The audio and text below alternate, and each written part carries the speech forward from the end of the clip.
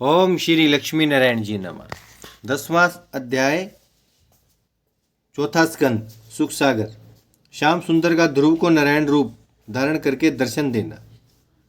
मैत्रेय जी ने कहा, हे विदुर, श्री भगवान देवताओं से यह कहकर कि जिस स्वरूप का ध्यान ध्रुव करता था उसी रूप से गरुड़ पर सवार होकर ध्रुव के सुमुख जाकर क्षण भर खड़े रहे।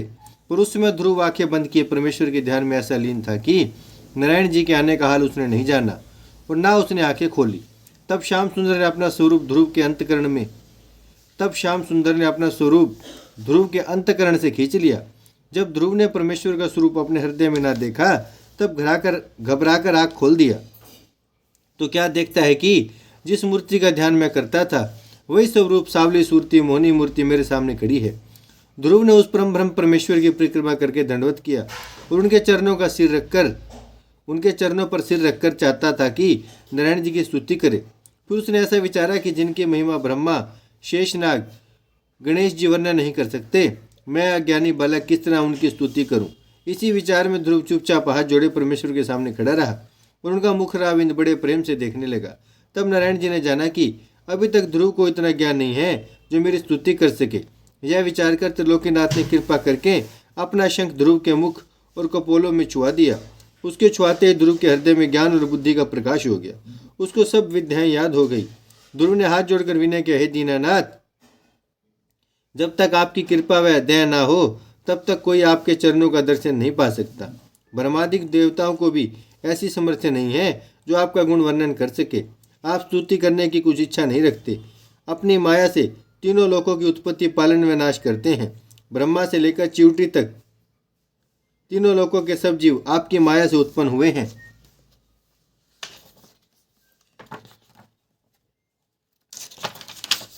सबके मालिक परम ब्रह्म परमेश्वर त्रिलोकीनाथ आप ही हैं। ब्रह्मा भी आपके स्वरूप को नहीं जानते जो आपकी स्तुति कर सके। संसार में स्त्री और पुत्र का मोह बबूल रूपी वृक्ष और आपके चरणों की भक्ति कल्पतरु के समान है, जिससे मनुष्य की सब कामनाएं पूर्ण होती हैं।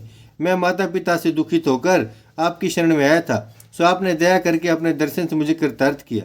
उन लोगों का बड़ा भाग्य है जो आपका निष्काम तप व जप करते हैं। आपकी दया के बिना किसी को ज्ञान नहीं प्राप्त होता।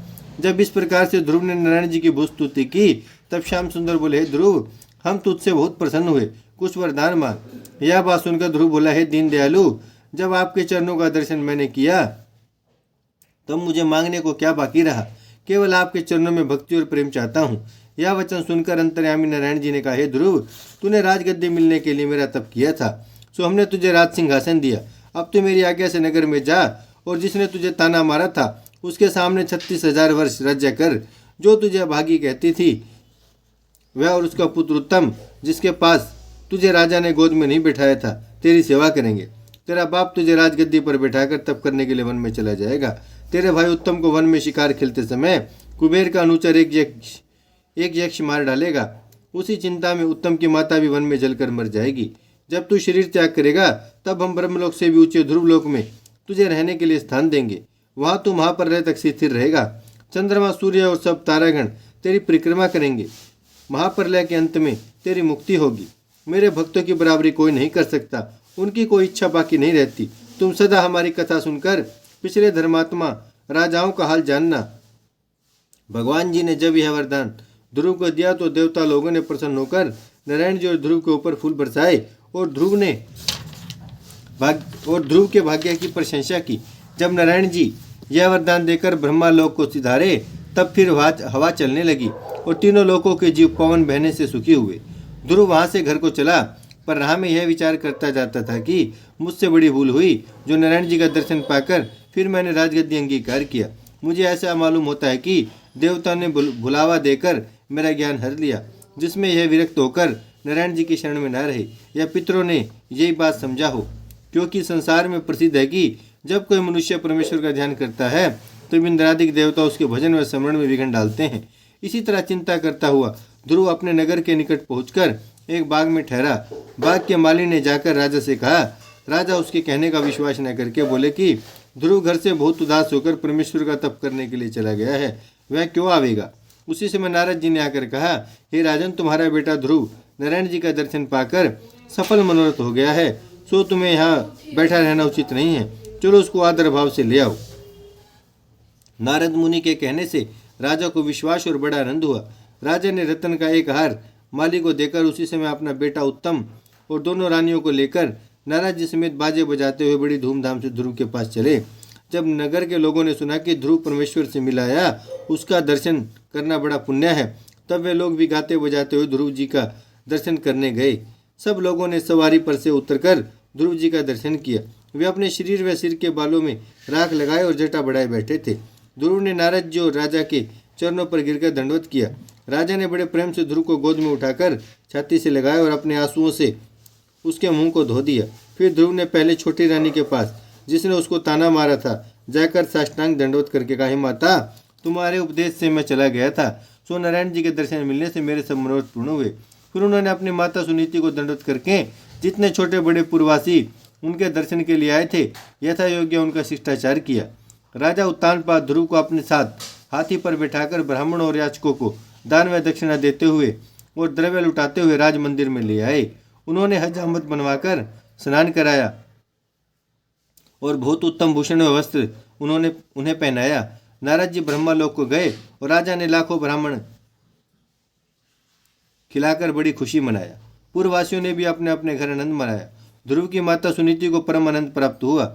इतनी कथा सुनाकर मित्र जी ने कहा, विदुर, जिसके ऊपर परमेश्वर प्रसन्न होते हैं उससे सब खुश रहते हैं, और श्याम सुंदर के विमुख रहने से पिता और भाई भी शत्रु हो जाते हैं।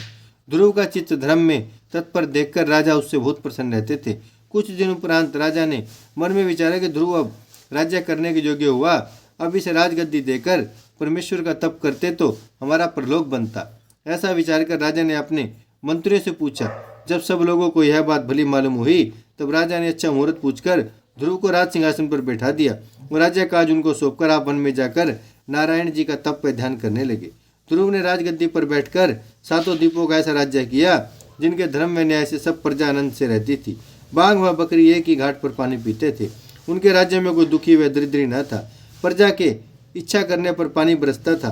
ध्रुव जी ने अपने भाई उत्तम को राज्य काज्य का अधिकार दिया और उत्तम भी ध्रुव की आज्ञा अनुसार सब काम करके बड़े प्रेम से उनकी सेवा करता था। एक दिन उत्तम ध्रुव से आज्ञा लेकर वन में शिकार खेलने गया। वह एक मृग के पीछे घोड़ा दौड़ाता हुआ कुबेर के विहार की जगह जा पहुंचा और उसके साथियों ने उस स्थान को मलमूत्र करके भ्रष्ट कर दिया।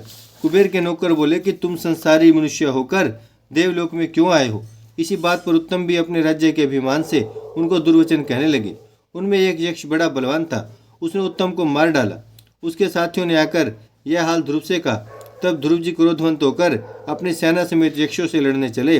उत्तम की माता सुरुचि यह हाल सुनकर रोती हुई विलाप करती हुई उसकी लौट ढूंढने के लिए वन में गई। सुहाग लगने से वहां जल मरी।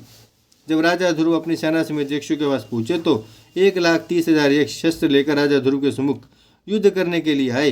राजा ने अपने सेनापतियों से कहा कि तुम लोग अलग खड़े होकर युद्ध का तमाशा देखो, हमको लड़ने दो।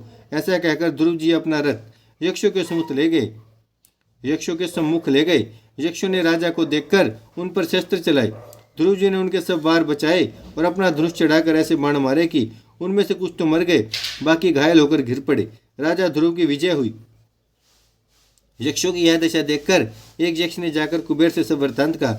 तब कुबेर अपने नौकरों के घायल होने और मारे जाने का हाल सुनकर अपनी सेना के साथ लड़ने के लिए संग्राम भूमि में आए। उन्होंने ध्रुव जी से कहा कि तू मनुष्य होकर देवताओं को दुख देता है, मैं तुझे मारूंगा।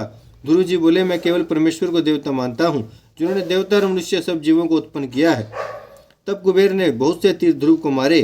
ध्रुव ने उनके सब बाणों को अपने तीरों से काट डाला। तब कुबेर ने ध्रुव जी से कहा कि तुम्हारा गुरु कौन है जिसने ऐसी विद्या तुम्हें पढ़ाई, बताओ किसके चेले हो। ध्रुव ने उत्तर दिया कि जिसके प्रताप से तुम देवता हुए हो वही मेरा गुरु और मालिक है। यह सुनकर कुबेर ने क्रोधवंत होकर नारायण शस्त्र ध्रुव के मारने के वास्ते उठाया और ध्रुव ने भी नारायण शस्त्र निकाला। तब ब्रह्मा जी ने विचार किया कि नारायण शस्त्र चलने से बड़ा अनर्थ होगा, संसारी जीव मारे जाएंगे। ध्रुव परमेश्वर के भक्त और कुबेर जी देवता है, इन दोनों में कोई मर नहीं सकता। ऐसा विचार कर ब्रह्मा जी ने ध्रुव के दादा स्वयंभू मनु और नारद जी से कहा कि तुम लोग जाकर कुबेर और ध्रुव जी को समझाकर उन दोनों में मेल करा दो। उन्होंने उसी समय रणभूमि में जहाँ ध्रुव जी लड़ रहे थे जाकर उन्हें प्रेम से पुकारा। तब ध्रुव जी ने देखा कि हमारे दादा स्वयंभू मनु आए हैं। तब वे युद्ध करना छोड़कर रथ पर से उतर पड़े और स्वयंभू मनु को साष्टांग दंडवत किया। ओम श्री लक्ष्मी नारायण जी नमः। भजमन नारायण नारायण नारायण श्रीमन नारायण नारायण नारायण लक्ष्मी नारायण नारायण नारायण सत्य नारायण नारायण नारायण भजमन नारायण श्रीमन नारायण लक्ष्मी नारायण सत्य नारायण भजमन नारायण नारायण नारायण। भागवत महापुराण की जय, लक्ष्मी नारायण भगवान की जय, गौ माता की जय, गंगा मैया की जय, धरती माता की जय, शिव परिवार की जय। हर हर महादेव। हर हर